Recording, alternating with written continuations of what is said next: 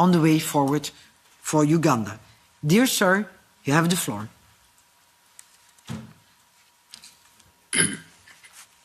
Good afternoon, you have the floor. Thank you very much, friends. Greetings. I appreciate so much the opportunity. I want to appreciate the European Union Parliament for the resolution on Uganda and for keeping an eye on Uganda. We don't take it for granted. Every time we see development partners keeping an eye on what is happening here in Uganda. We also recognize that the EU is an important partner to Uganda, and we intend to maintain and also improve this partnership and this cooperation. We would also love to see this relationship happening between the people of Uganda and the European Union, not just General Museveni's illegitimate military regime. I'm still on the run. I'm still in hiding because of the continuing threats on my life since what happened on the 16th of January when my house was, my compound was raided and I fled my house. And also the following raid that happened on the 23rd of January where my wife was assaulted and my family members were assaulted, and the military took over my home, which the military still occupies to the present day. My home is surrounded and the military is in charge of it now.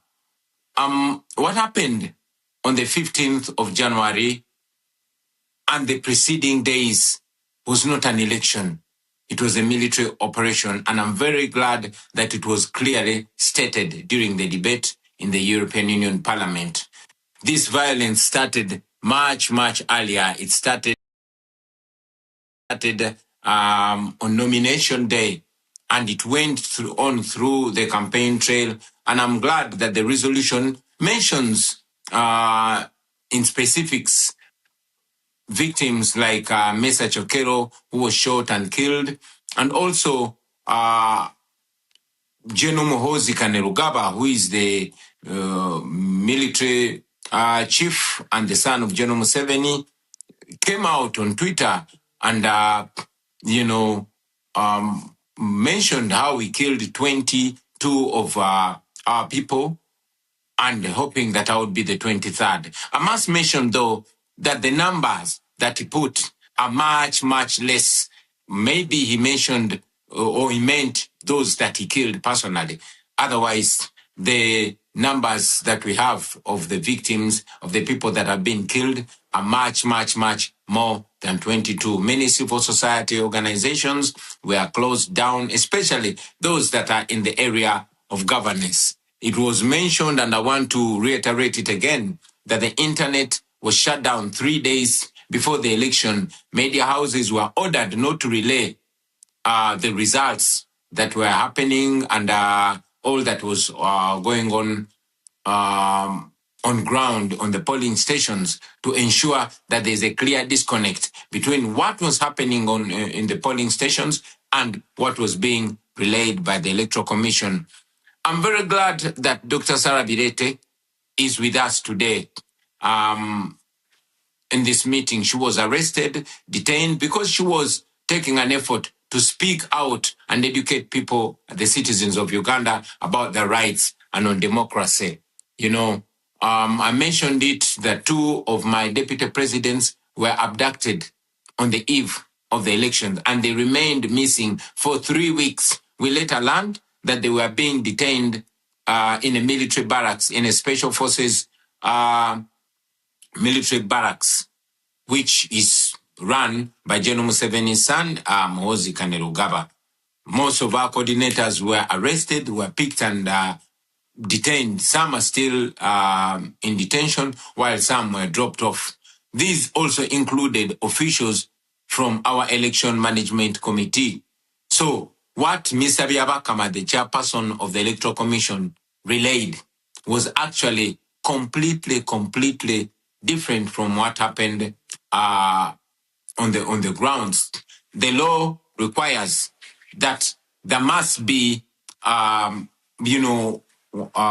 coordination in the tallying of the results. That did not happen.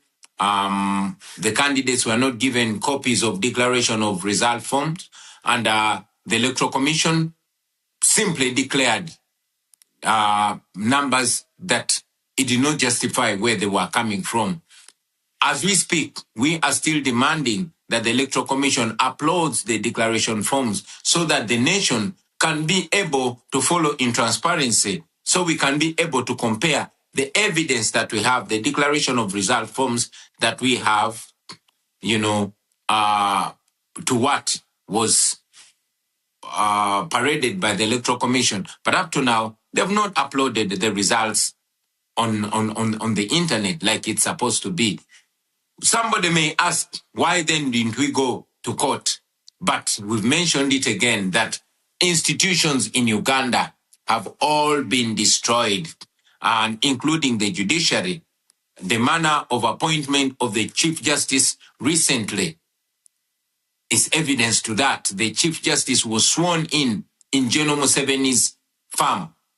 So that and many other reasons cause us not to have trust in the judiciary in Uganda, and many times the regime, General Museveni or his son, have actually been guiding publicly and sometimes privately, determining how the judiciary does its work. So we found no redress whatsoever in the Ugandan judiciary, and that's why we did not go to court. We have presented some asks which are read here. We've asked for targeted sanctions that target particular individuals and regime officials that have, excelled in gross human rights violations. We believe that will curb their appetite in abusing, human rights, in undermining democracy, and to ensure that there's accountability for their crimes against humanity. Because I know we have other speakers on the platform, I want to appreciate you for the opportunity and to further call for more interest and for more attention to the people of Uganda. We really appreciate the attention, but we still request the international community to keep an eye on Uganda, to keep an eye on what is going on here in our country. I thank you for God and my country. Thank you very much. I can promise we will do that. I make sure as the chair of the delegation EU Africa that we will keep an eye on Uganda, and we will follow up the situation very closely. We have also here with us today prominent human rights lawyer and expert on constitutional